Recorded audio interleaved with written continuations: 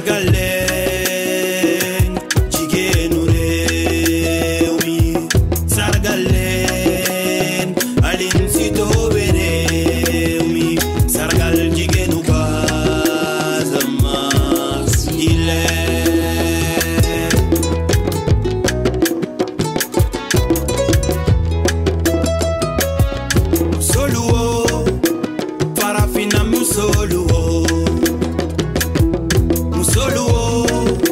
Sénégalais musoluo Casamance musolule aloni barade.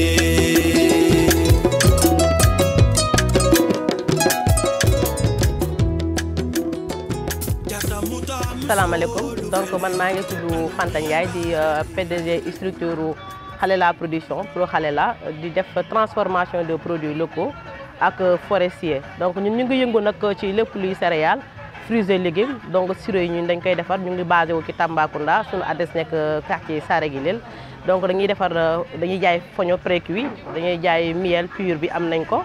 Donc diwtiir donc tulukuna céréales poudre buy lépp loo xamante transformation lay yëngu ñun ñu ngi ciy liggéey. Donc aussi di wax ni que ñëw nañ participer ci deuxième édition wu Canton Events bi la nuit des citoyens daaw maa dikkoon représenter la région de Tambacounda. Donc ren aussi mu ñëw ci deuxième édition bi. Donc lii ni exposition dina permettre aussi les transformatrices ñu am link.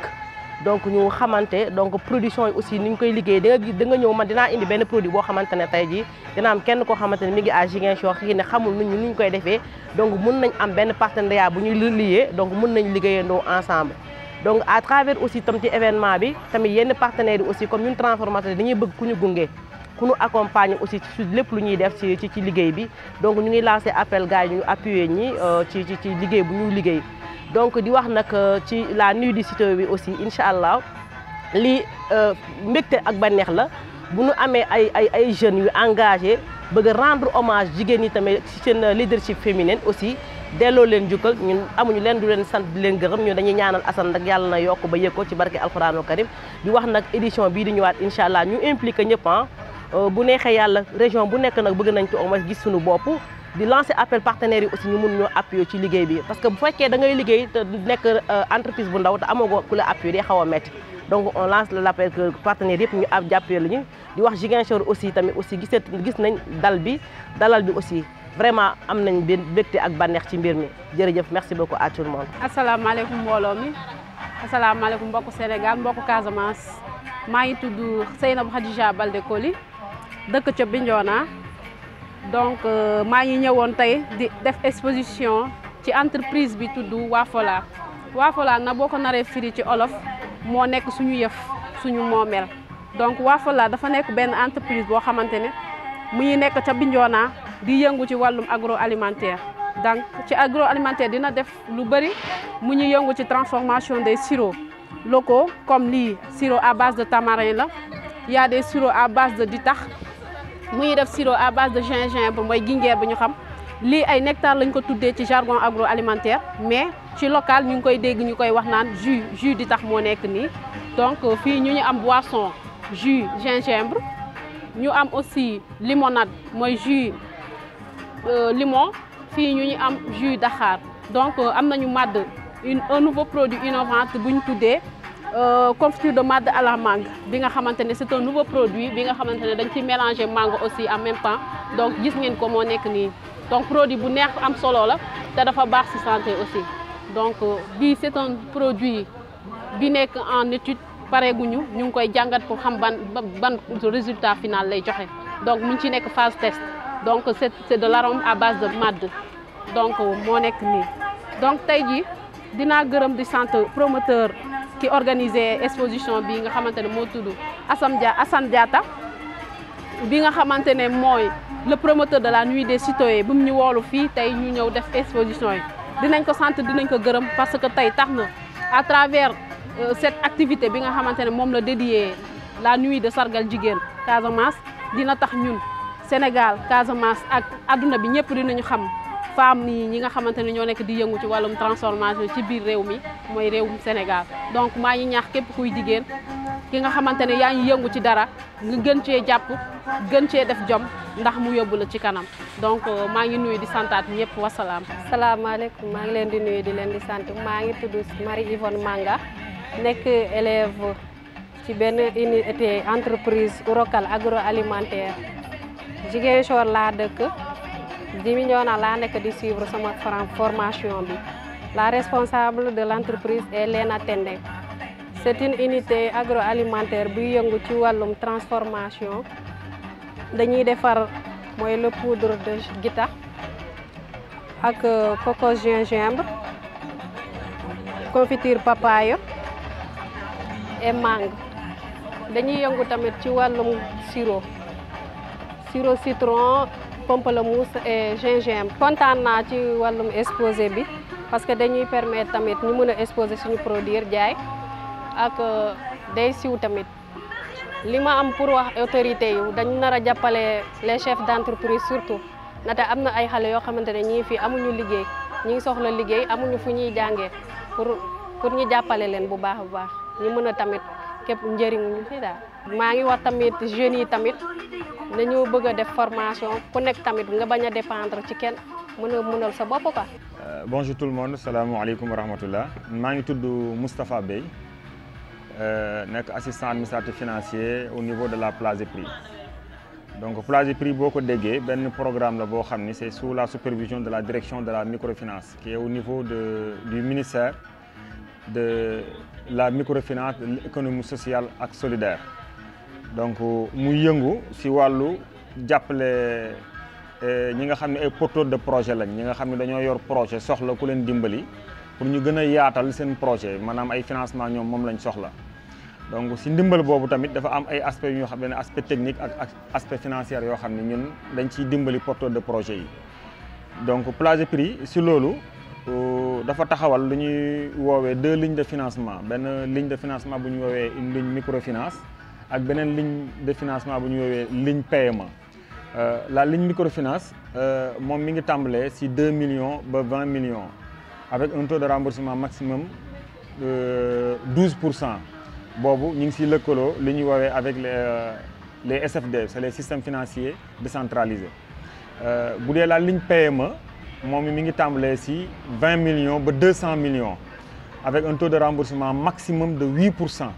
mais mën na wàcc jusqu'à 6% bu fekkee ça dépend ci secteur bi nga nekk exemple muy secteur agro-industrie yi nga xam ni bokk na ci secteur phare yi nga xam ni État du Sénégal bëgg na ko gën a développer.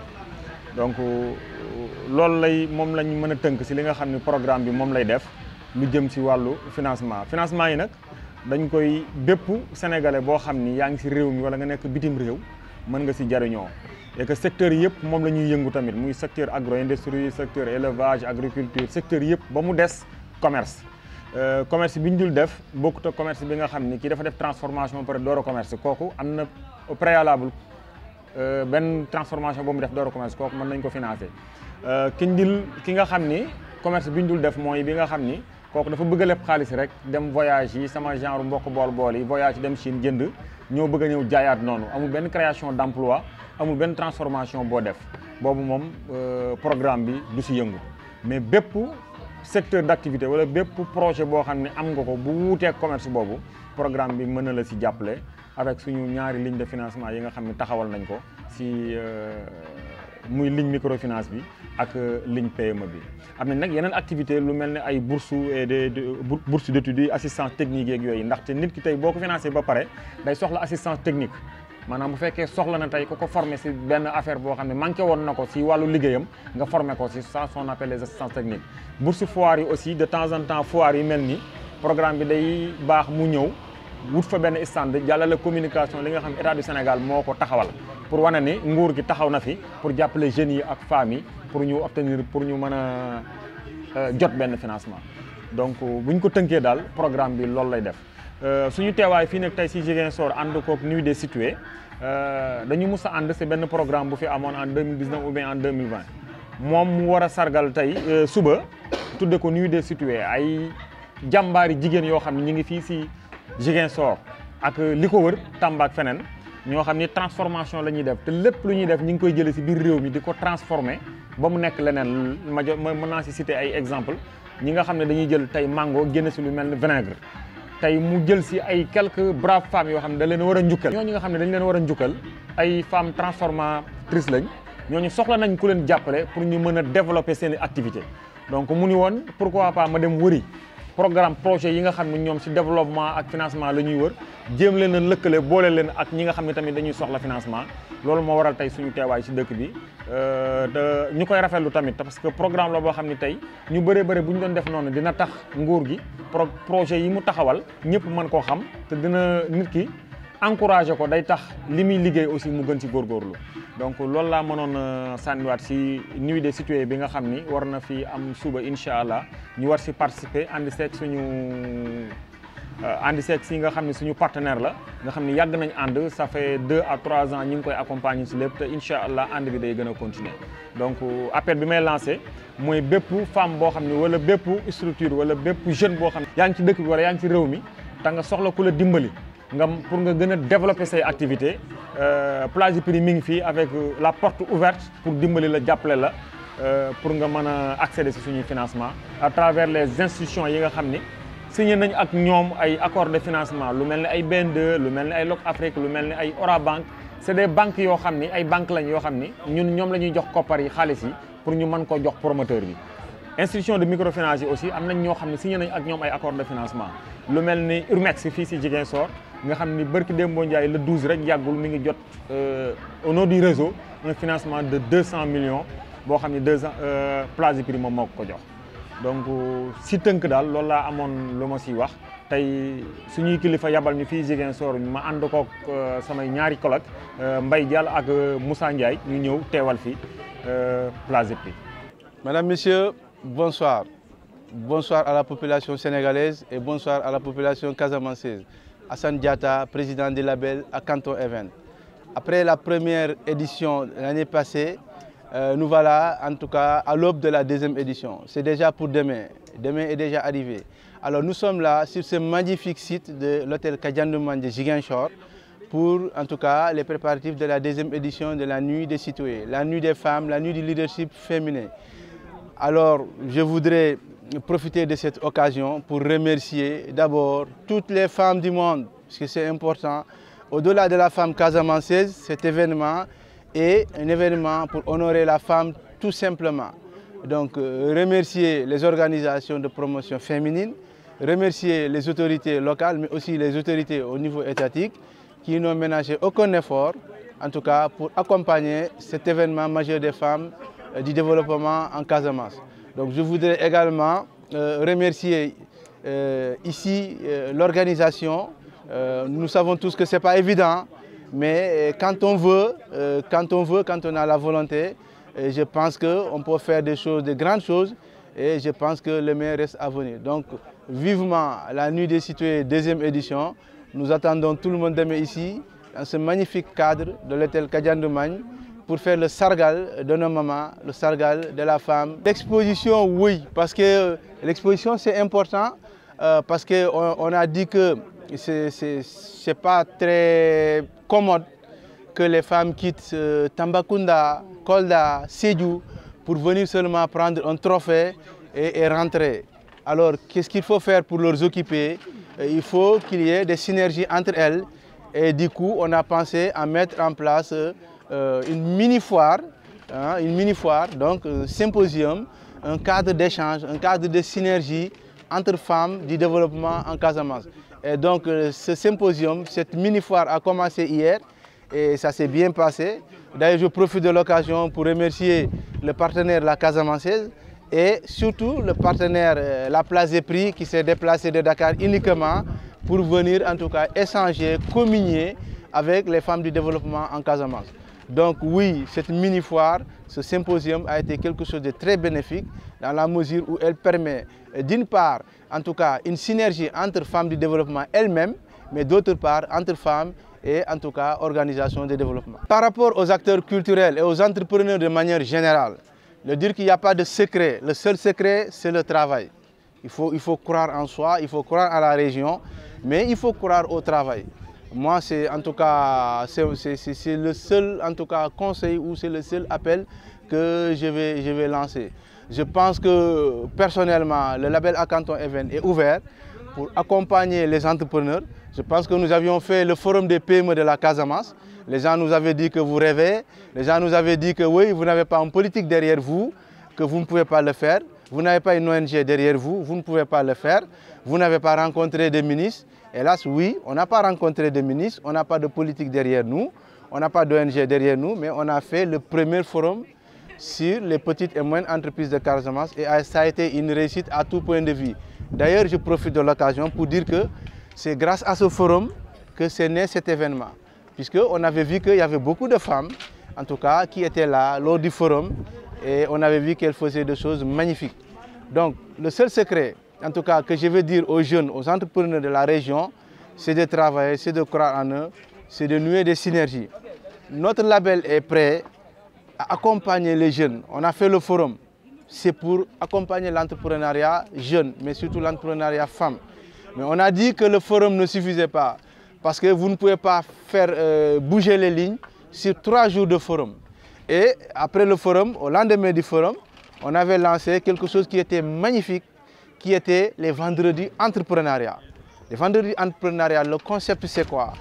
Un vendredi par mois, on rassemble les entrepreneurs, personne ne paye rien, on invite en tout cas une personne qui va venir leur entretenir sur un aspect de l'entrepreneuriat, soit sur la formalisation, soit sur comment faire un business model Canva, soit sur comment faire un plan de communication, un plan marketing, etc. etc.